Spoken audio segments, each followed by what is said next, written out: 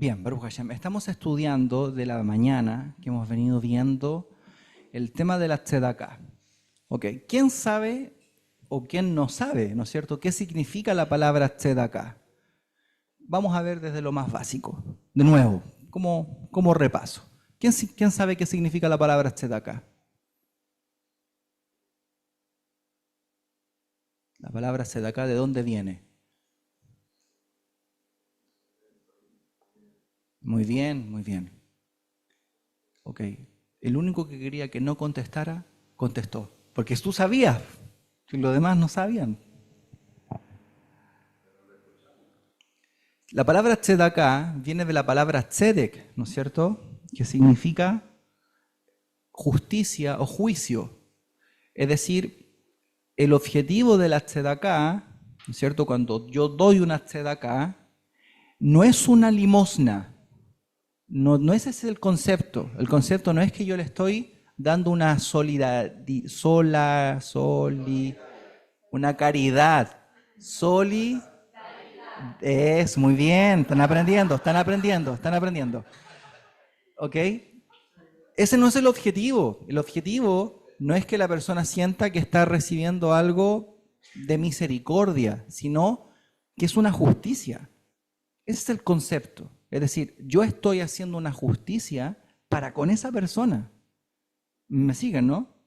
Fíjense que este es el mismo concepto, por favor, conéctense conmigo, que envuelve la misericordia divina.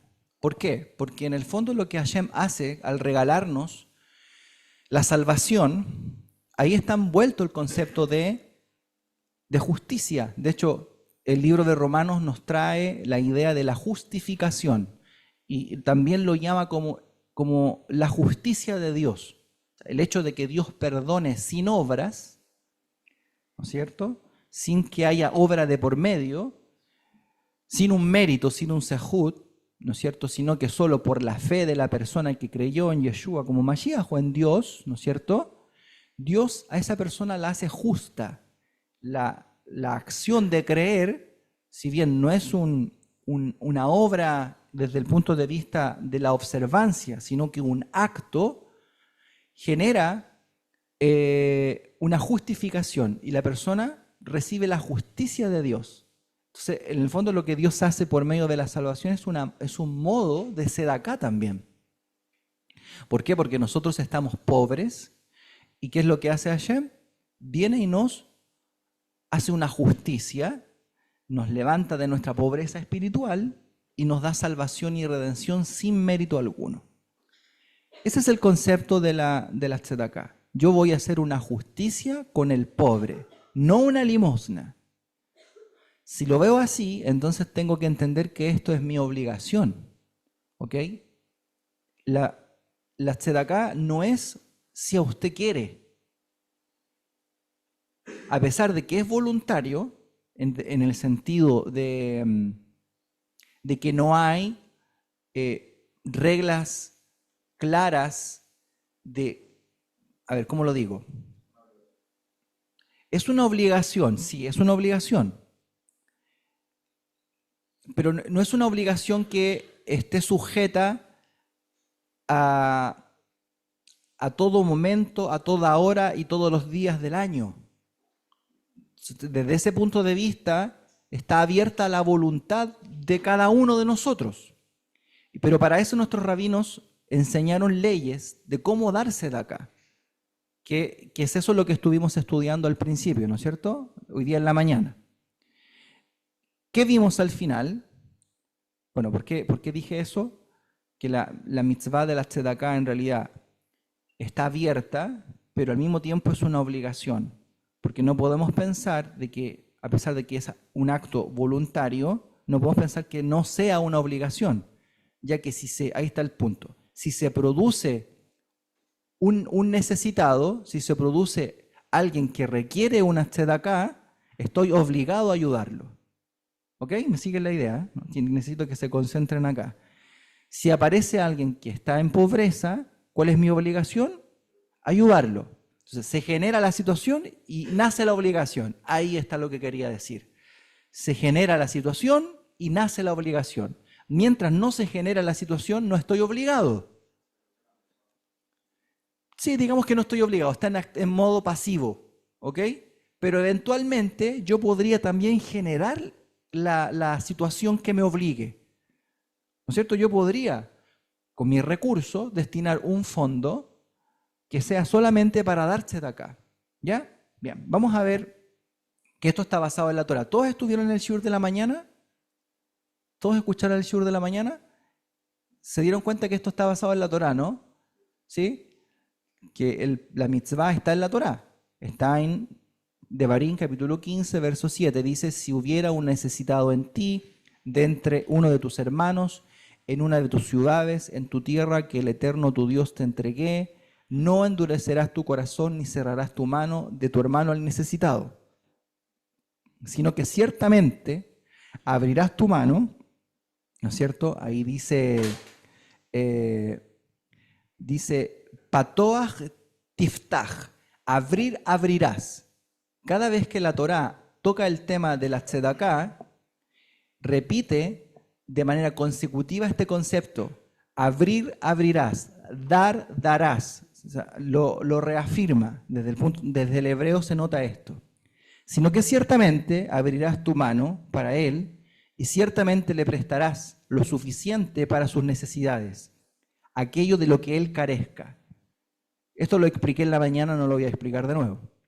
Cuídate, no sea que haya algo inicuo en tu corazón para decir, se acerca el séptimo año, el año de remisión, y tu ojo se vuelva mezquino contra tu hermano el necesitado y no le des, pues entonces él invocará al Eterno contra ti. Escuchen. Pues entonces él invocará al Eterno contra ti y habrá pecado en ti. Ciertamente le darás y tu corazón no sea mezquino cuando le des, ya que como resultado de esto, el Eterno tu Dios te bendecirá en toda tu labor y en toda empresa de tu mano. Punto que nos dice en la mañana.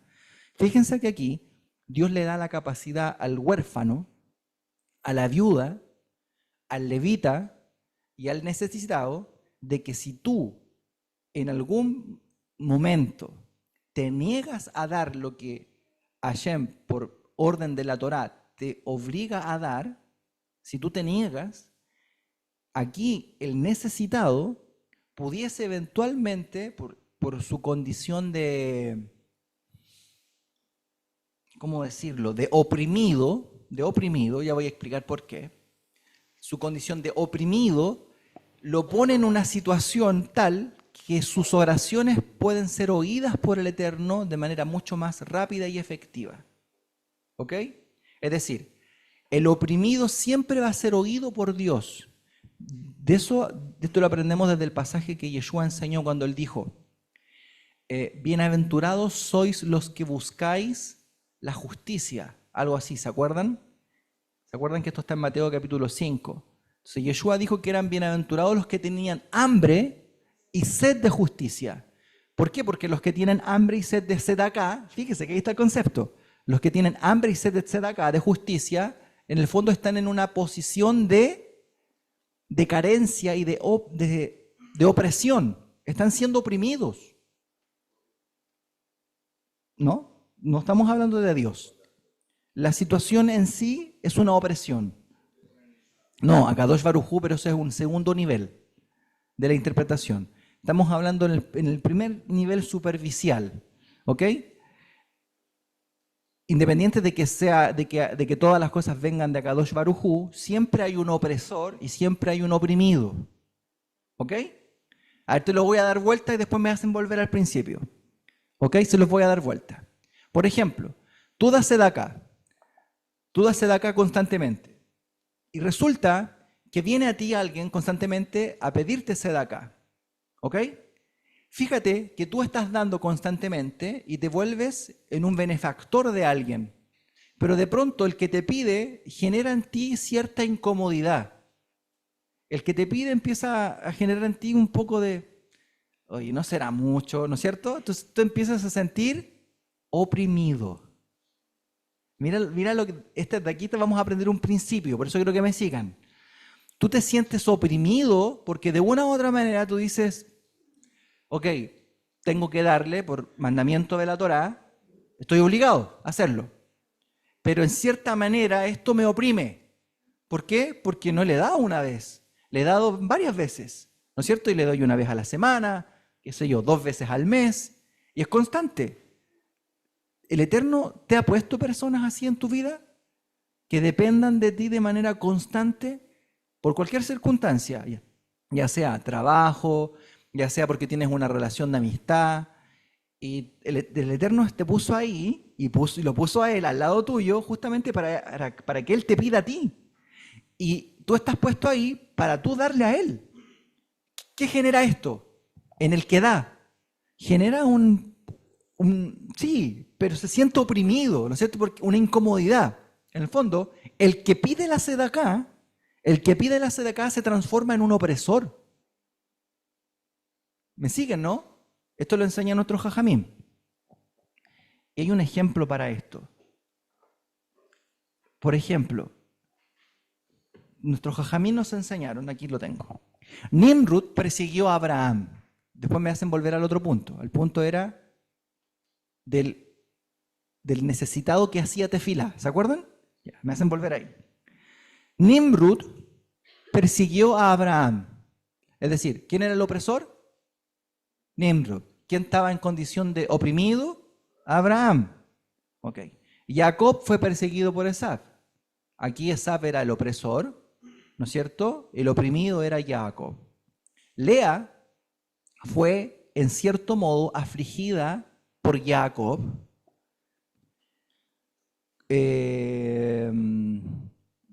porque Jacob prefería a Rachel sobre Lea. ¿Se acuerdan? ¿Y quién fue la que tuvo más hijos?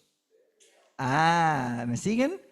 Ya van a encontrar la respuesta a esto. Fíjense, porque Lea era la oprimida, sus tefilot eran escuchadas. Entonces, nos conviene cuando alguien viene constantemente a pedirte tzedaká. Sí, nos conviene, porque tú quedas en la posición de oprimido. Entonces luego tú vas y le pides al santo bendito lo que tú quieras. Y como el santo bendito ve que tú necesitas para seguir dándose de acá, el santo bendito viene y te da más dinero para que sigas dándose de acá. Así funciona. ¿Se dan cuenta? Es una estrategia y está en la Torá. ¿De dónde lo aprendemos? De este pasaje. Este pasaje dice,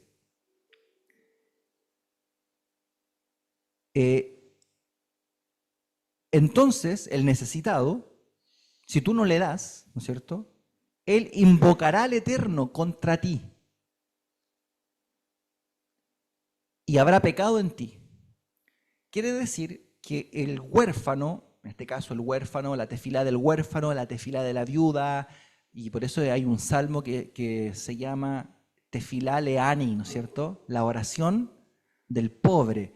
Y la oración del pobre puede más que la oración de Moshe y puede más que la oración de David Amelech. Compararon las oraciones en nuestro Jajamín y dijeron, ¿qué oración es más, llega más rápido al cielo? Y compararon la oración de Moisés, que convenció al Eterno de que no destruyera al pueblo, o la oración de David Amelech, que también pidió por el pueblo. ¿Cuál de las oraciones fue más agradable a Hashem? Y en el Midrash citan ahí, la tefilá del pobre es más grande que la oración de Moisés y la oración de David. ¿Por qué? Porque dice Ana, acuérdense de Ana, primera de Samuel, o capítulo 2 me parece, está la tefilá de Ana que dice que levantas al pobre del muladar y lo haces sentar con los príncipes de la tierra. Porque Hashem siempre escucha la oración del que está oprimido. Ojo con esto. ¿Por qué? Porque si tú oprimes a alguien, incluso aunque esa persona oprimida sea culpable de algo, ojo con esto, Hashem lo va a respaldar a él, porque siempre se pone del lado del oprimido. Porque en el fondo, si hay alguien que hizo algo, que es culpable de alguna cosa, pero todo el mundo lo persigue, esa persona que en su momento era el opresor o el responsable, el culpable de algo, ¿no es cierto?, se va a transformar luego de que ahora es perseguido en el víctima. En el víctima. En la víctima. Los hermanos del extranjero no se ríen con el víctima porque acá es algo de Chile. ¿Ok? Ese es una gracia, un meme. No sé si se verá lo que es meme, pero es de Chile. ¿Ok? Pero los hermanos de acá sí se rieron con el víctima. Ok, entonces cuando la persona está en esa posición, puede hacerte fila al Eterno, y el Eterno lo va a oír, a pesar de que esta persona sea culpable de algo. Cuando una familia, por ejemplo, está contra alguien, cuando es perseguido, incluso, por ejemplo, esto pasa mucho en las congregaciones, cuando una persona hace algo en una congregación, algo indebido, algo que no es agradable a los ojos de Hashem. Pero resulta que toda la congregación se pone a hablar de él. Le cierran la puerta, no lo dejan entrar, ¿no es cierto? Qué sé yo, lo persiguen, comentarios de aquí para allá. De pronto, el que era culpable se transformó en el oprimido. Y ahora él está en posición de pedirle a Dios que le haga justicia. ¿Entienden? Fíjense que aquí dice que cuando este necesitado invocare al Eterno, él va a pedir al Eterno. Y es por eso que uno tiene que tener cuidado de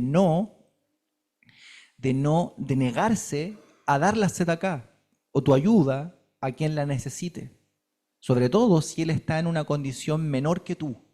Porque él puede pedir al Eterno en su condición y habrá pecado contra ti y habrá pecado en ti. O sea, él te acusó con el Eterno en el fondo. Tú fuiste, no le diste ayuda y él fue y oró y le dijo a Hashem, nadie me ayuda. Entonces esto genera un pecado en la persona que no ayudó. El Eterno viene y le hace justicia y lo más probable es que tú te lleves parte del castigo por no haber ayudado a tu hermano. Entonces fíjense qué importante es la tzedakah, porque con la tzedakah uno libra su alma de la muerte, pero también uno puede librar a otros de la muerte. ¿Ok? Por ejemplo, vamos a ver algunas halajot. Que no mencioné en la mañana. Ok. Resumen, vimos los 8 niveles de la tzedakah, ¿no es cierto? ¿Sí? ¿Lo vimos? Ya. Un resumen rápido de lo que dijimos en la mañana. La prioridad de la tzedakah. Existe un orden de prioridad para dar tzedakah. La primera prioridad dijimos que era para los parientes indigentes, o sea, los familiares cercanos que están muy necesitados. ¿Ya? Y hay una lista que vamos a leer más ratito, si es que llegamos, si es que alcanzamos, si nos da el tiempo, de prioridad, ¿no es cierto? ¿Quién es el que yo debiese ayudar en mi familia? Partiendo obviamente por mi esposa, mis hijos, mis padres, mis hermanos, mis suegros, mis cuñados. ¿Qué? Bueno, sigamos con el show.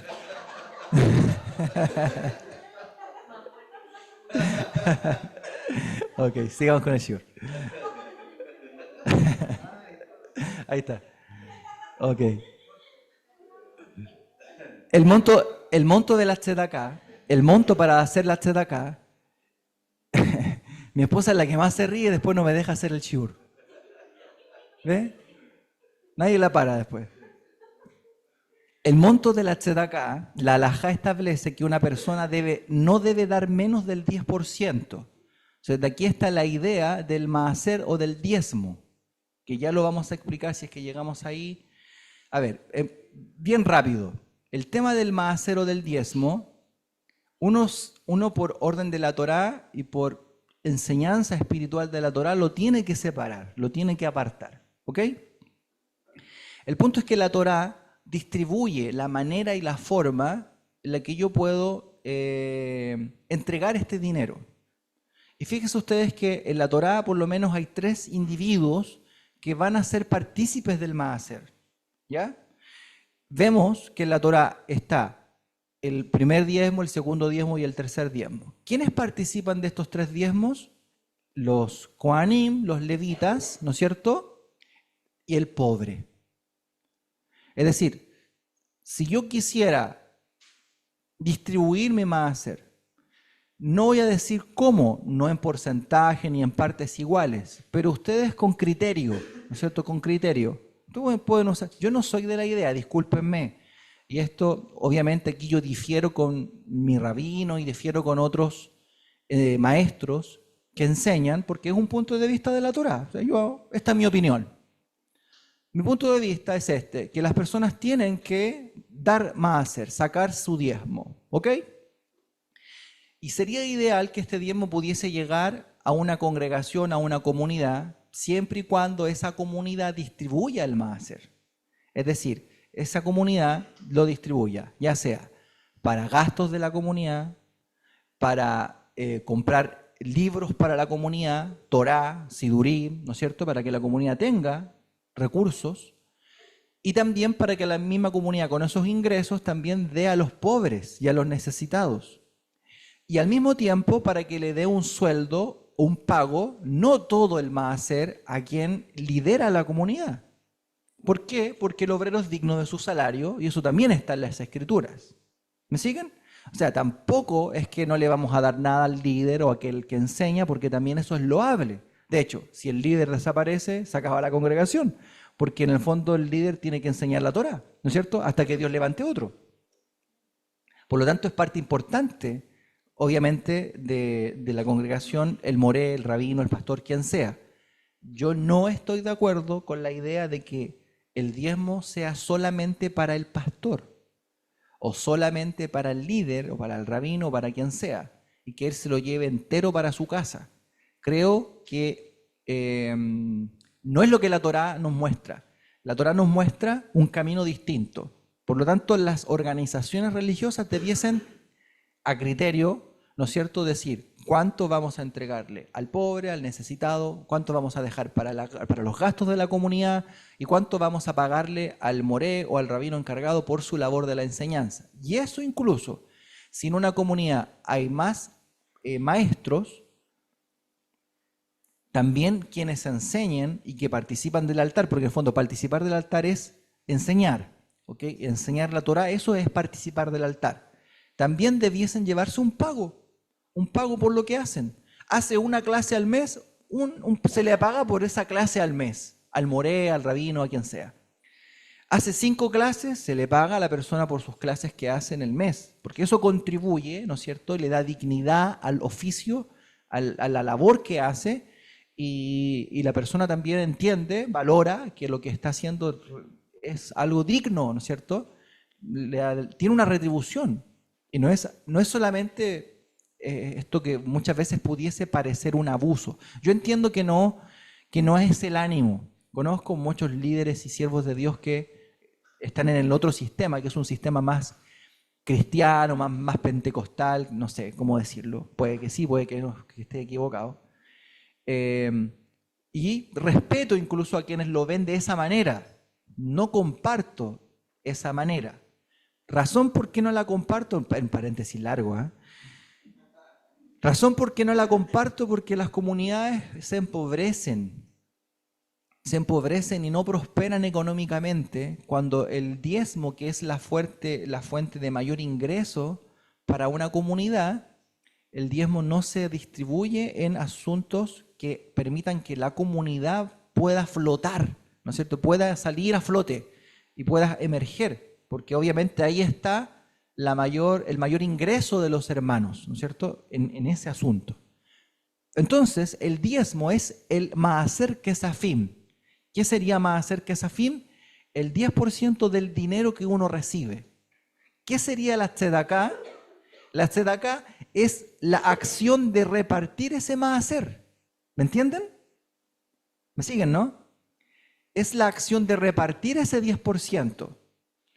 Es decir, entregándolo de manera total a tu comunidad, a tu keilá, o bien dejando una parte para el pobre de tu familia, qué sé yo. Y uno va separando de esa manera. Lo importante es que tú sepas que lo estás efectivamente entregando. Entonces, el maaser es el 10%, que es el monto, es el porcentaje mínimo de darse de acá. ¿Me siguen? Es el porcentaje mínimo de hacer sedacá. Mínimo. ¿Cuántas sedacá debieses dar en el mes? el 10% de tus ingresos. Ese 10% lo puedes distribuir para el leví, en el caso para el maestro, o para el pobre, o para el necesitado.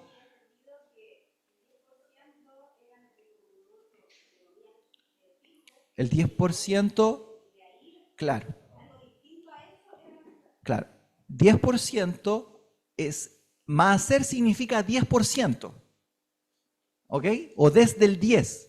Maaser significa desde el 10. Es decir, es un mínimo de tzedakah. Eso es. Por eso se llama maaser kesafim. ¿Ok? Es un mínimo. ¿Por qué no es el diezmo de la Torá propiamente tal? ¿Por qué? Porque el diezmo de la Torá propiamente tal es un diezmo agrícola. ¿Y a dónde se entregaba? En el templo, ¿no es cierto? Y se entregaba 3 veces al año, ¿no es cierto? Entonces, 3 veces en un periodo de Shemitah, de 6 a 7 años, ¿ok?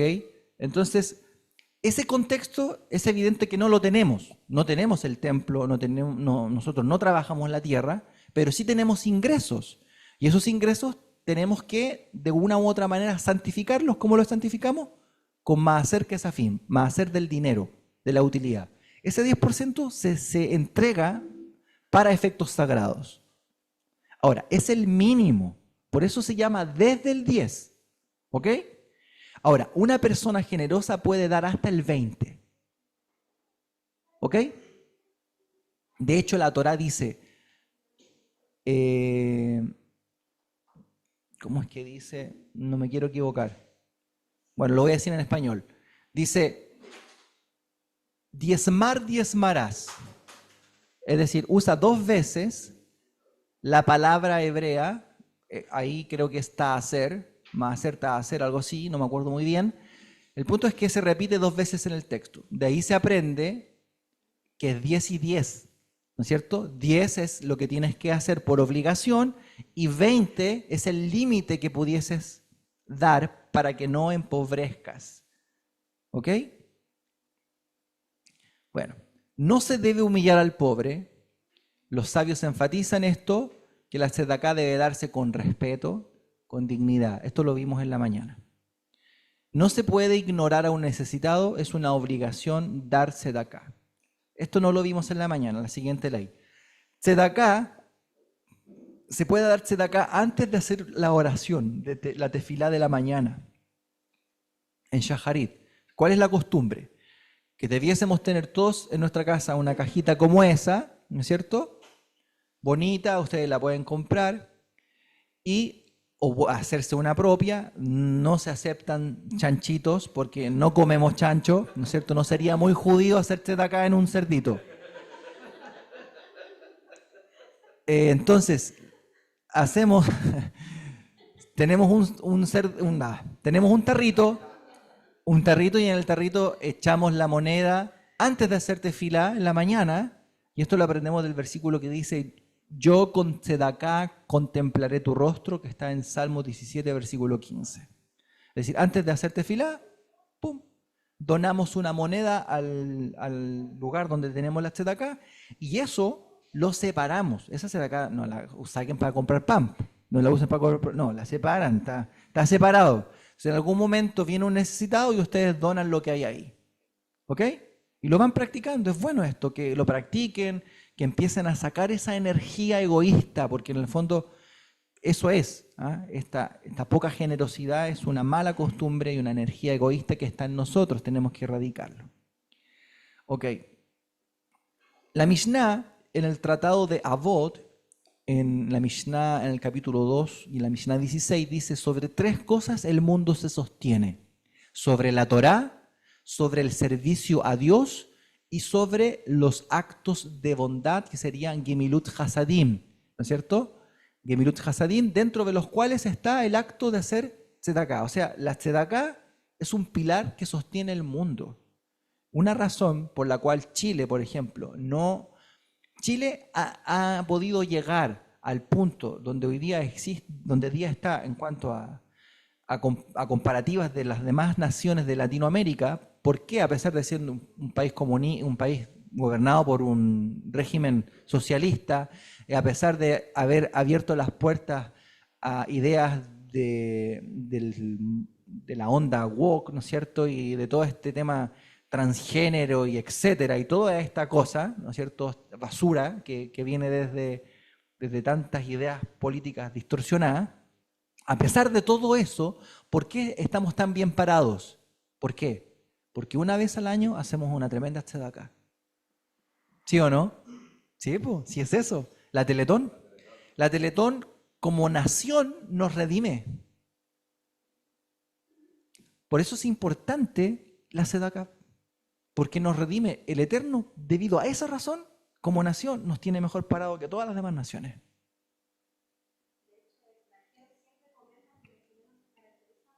Claro, claro. Dice mi esposa que los chilenos se caracterizan por la solidaridad. ¿Lo dije bien? Bien, Baruch Hashem. Están aprendiendo, están aprendiendo. Entonces, la tzedakah también tiene que ver con la reparación del mundo, con el tikkun olam. ¿Por qué? Porque es una herramienta esencial para la reparación del mundo. ¿Qué significa esto? Que el Eterno no espera, o el judaísmo o la Torá no espera que Dios solucione todo.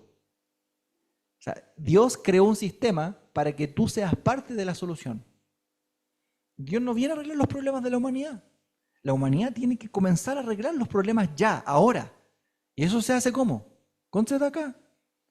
Si alguien tiene problemas de dinero, hay que meter la mano al bolsillo y darle dinero. ¿Cómo?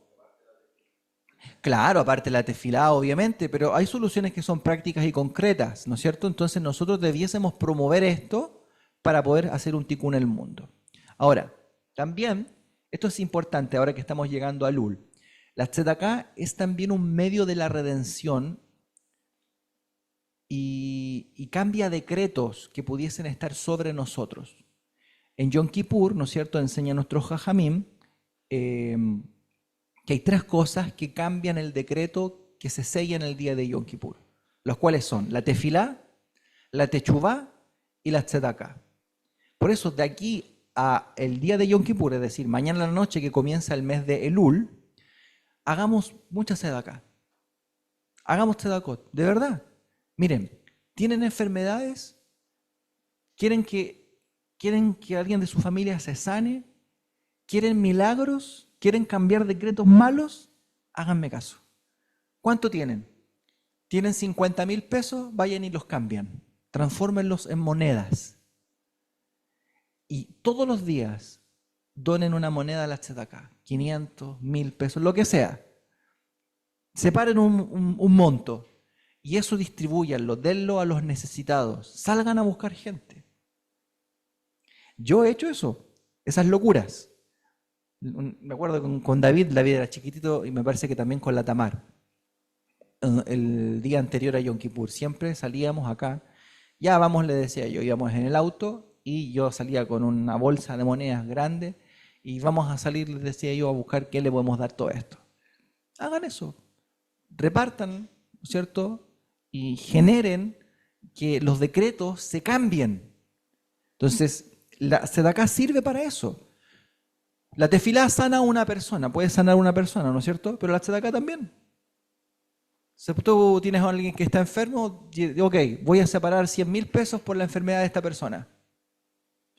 Y luego haces una tefilá por la persona. Y te vas a dar cuenta que la persona se sanó por la acción de la tefilá y obviamente por la acción de la tzedakah. ¿Me siguen, no?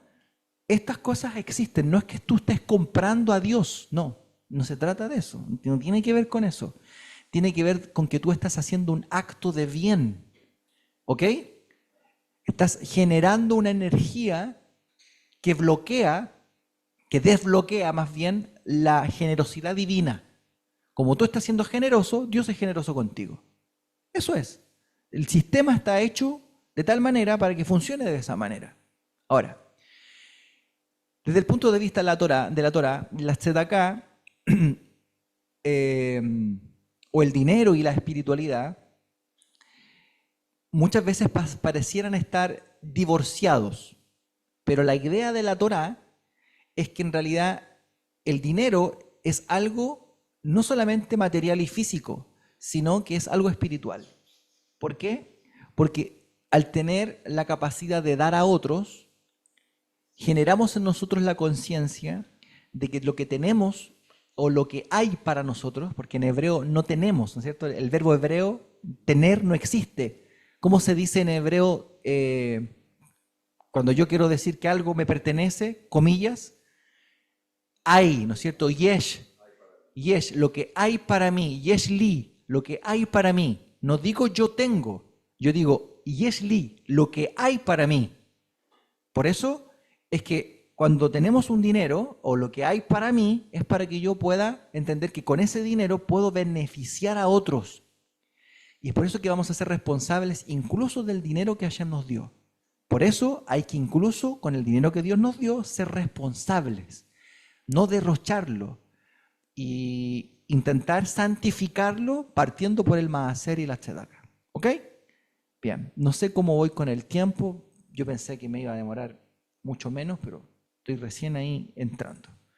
Ya estoy con el tiempo, me parece. Ok, vamos a ver unas pequeñas alajot. ¿Les parece? Bien. Y después en otro momento hablaremos más de esta mitzvah de la tzedaka. Voy a ver dónde quedé en la mañana. Vamos a ver, ¿quién está obligado a dar tzedaka? Esto no lo vimos. Todos están obligados a dar tzedaka. Aún el que está siendo mantenido por otros debe dar algo. Todos tienen que dar algo. El pobre también puede separar una moneda y darla a otro.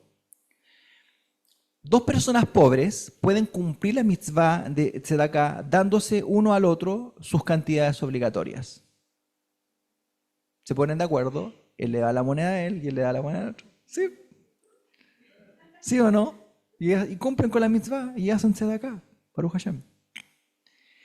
Recibir caridad o tzedakah sin el consentimiento de la cabeza de la familia. Bueno, estas son otras alajot que no las vamos a tocar. Esto es bueno. Dice Levítico capítulo 3, versículo 15, todo cebo selecto para Hashem. Todo cebo. Cebo significa, es aquello que está dentro del animal, el corbán, ¿no es cierto? Debe ser selecto para el Eterno. ¿Qué aprendemos de esto? Que uno debe dar generosamente todo lo que sea hecho con el propósito de una mitzvah, de un mandamiento. Todo aquello que uno da con ese propósito debe ser lo mejor de lo mejor y lo más fino. Es como el que dice, hoy voy a llevar a la iglesia, voy a llevar un sillón, y el sillón está cochino, así todo negro, manchado, ¿no es cierto? ¿Y por qué? Porque el hermano se compró un sillón nuevo. Entonces va a poner el sillón o el sofá nuevo en su casa y va a llevar el sillón usado a la cajal, ¿no es cierto? Para que los hermanos se sienten. Entonces el hermano lo trae a la cajal como súper generoso y contento por lo que está haciendo. Pero en realidad tiene en su casa un sillón nuevo. Eso no se hace. ¿No? ¿Cierto? A la Keilah o al lugar, a las cosas que tienen que ver con la mitzvot de la Torah, son nuevas, ¿no es cierto? Se tienen que entregar cosas nuevas para el Eterno, lo mejor para Hashem. Si no, no le dé. ¿Ok? Entonces, si se construye, por ejemplo, una sinagoga, debe ser de un buen estándar. Si se alimenta a un hambriento, debe proveérsele con lo mejor. Por ejemplo, si tú comes ese día carne mechada y tú al pobre le das un plato de lentejas, no estoy mirando menos las lentejas, pero estoy haciendo una comparación. ¿Cómo? Claro. Tú debieses darle al pobre lo mismo que tú estás comiendo. Si estás comiendo algo delicioso, lo mismo debieses compartírselo a él. Esas cosas, detalles, hablan de la calidad. Por eso dice el versículo, lo selecto, todo cebo selecto es para el Eterno. Lo mejor. Entonces, en la tzedaka también, le vas a donar algo a alguien, dignifica lo que estás haciendo. No le des la sobra, no le des lo peor. No, dale algo bien. Si es para tu hermano, piensa que en eso está el Eterno. El que está detrás de tu hermano es Hashem. ¿Ok? Bien.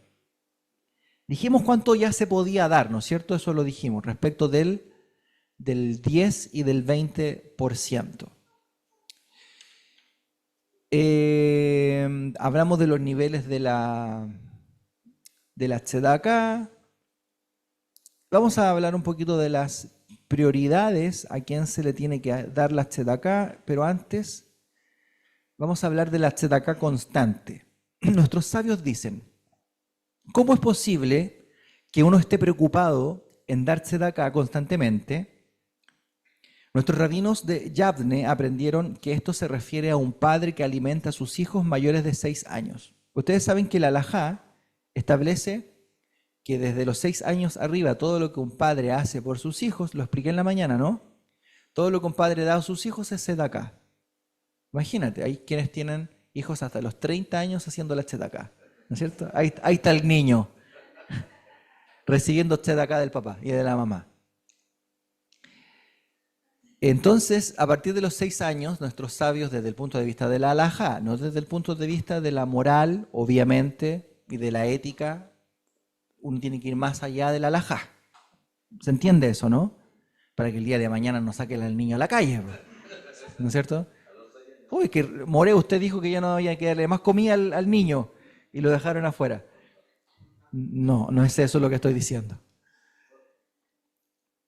Entonces nuestros rabinos aprendieron que esto se refiere a un padre. ¿Cuál es la tzedakah constante? Que es la tzedakah que el padre hace constantemente a hijos mayores de 6 años.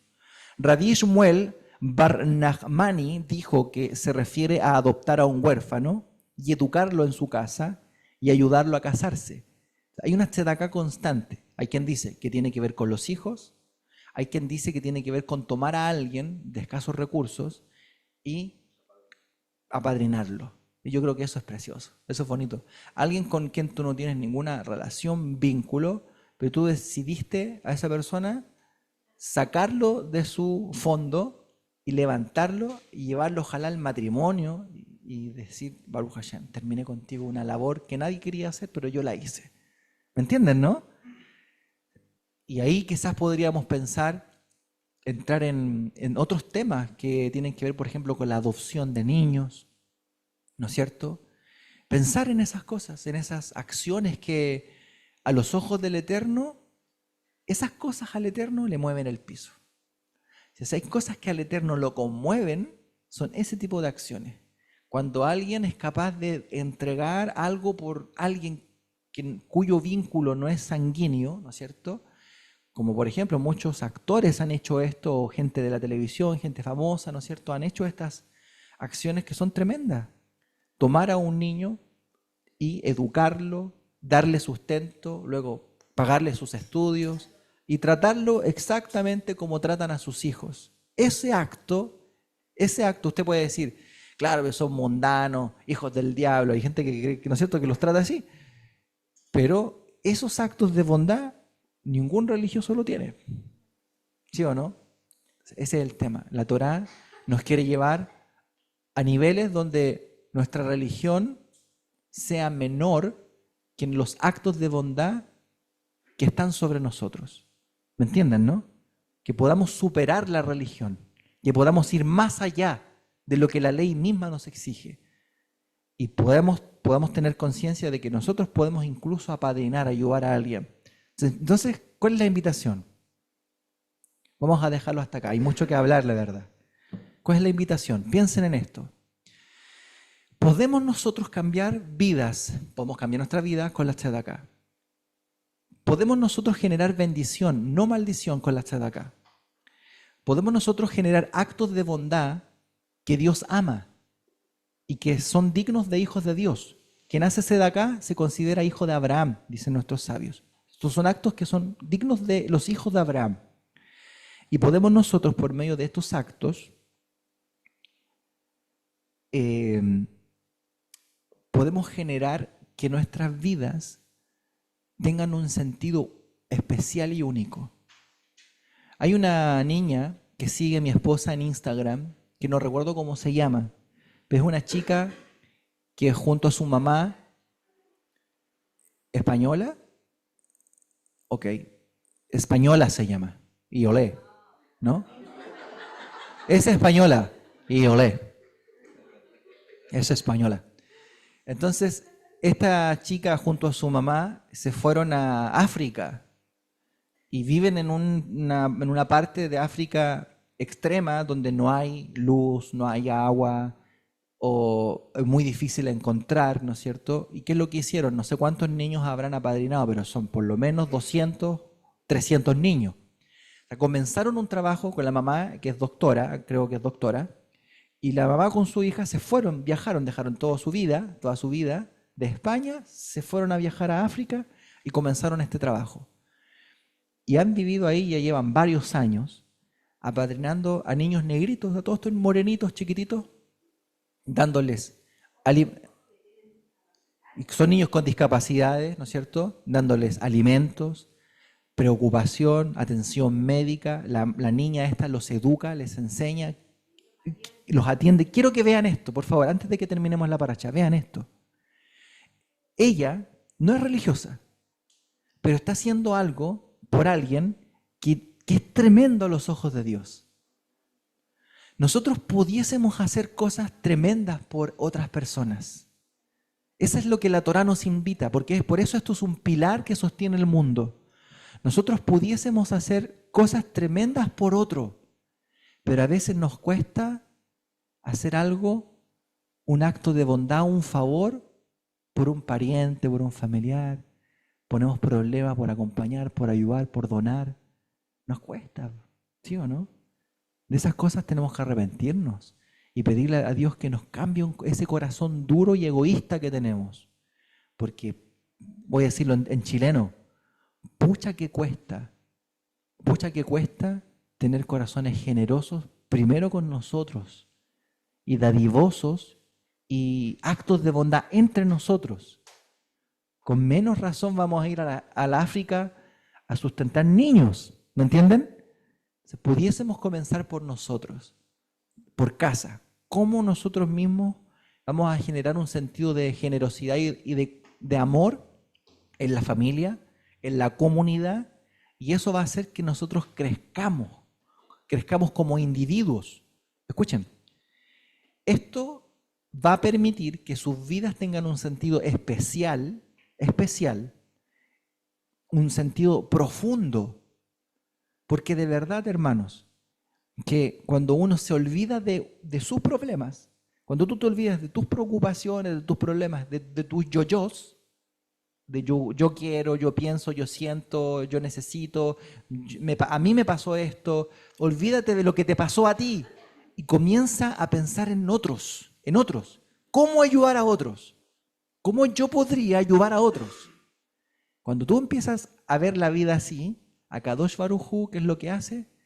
Te empieza a dar en tu alma un sentimiento especial y distinto de la vida. Y de pronto todo ese vacío que tenías, producto de tu egoísmo, se llena de puras cosas buenas, de alegría, de conexión con Dios, porque eso es Akadosh Baruj Hu. Es justamente eso. Dios es una fuente inagotable de dar. Él es Mekor Averajá. La fuente de todas las bendiciones es Dios. ¿Por qué? Porque Dios está todo el tiempo dando. Todo Hashem es una constante tzedaká. Te levantas, respiras, gracia de Dios, tzedaká. Abriste los ojos, tzedaká de Akadosh Baruj Hu. Viste a tu esposa, tzedaká. Viste a tus hijos, tzedaká. Tienes dinero, tzedaká. Todo es un regalo de Dios, todo. El punto es que nosotros también pudiésemos ser como Dios. Entonces tenemos que pensar, ¿cómo salgo de mi egoísmo? ¿Cómo salgo de mi yo? Y pienso en mi hermano. Ya sabemos las leyes. ¿A qué los quiero llevar? ¿A qué los intento llevar? A que nosotros podemos hacer cosas grandes, de verdad. Cosas grandes por otros. Y que eso puede significar en la libreta de Dios, una carita feliz grande. ¿No es cierto? Tu nombre ahí, ¿no es cierto? Tamar Vivanco, Jorge Valenzuela y una carita feliz grande, ¿no es cierto? De Akadosh Baruj Hu, en esa libreta azul que él tiene. Y en la libreta roja, él la cierra, porque le gusta mirar la libreta azul. Entonces, la libreta roja no la mira, la deja pasar. Para el próximo año dice, si es que la reviso. ¿Por qué? Porque eso hace la tzedaká. Cambia malos decretos y hace que Dios te tenga buena. Hace que tú le caigas, de verdad, la sedacá hace que tú le caigas bien a Dios. Me cae bien este cabro. Claro, es mañoso, es medio porfiado, pero es generoso. Es generoso, tiene algo distinto, no es egoísta. Eso me gusta de él. Que Dios piense así de nosotros sería extraordinario, ¿no es cierto? Amén. Que Hashem nos bendiga y nos permita seguir. ¿Alguien quiere hacer una pregunta sobre el tema? ¿Nos quedan 2 minutos? ¿No? Ok. Bien. Que Hashem nos bendiga y nos permita prosperar en todas estas cosas que Él nos pide.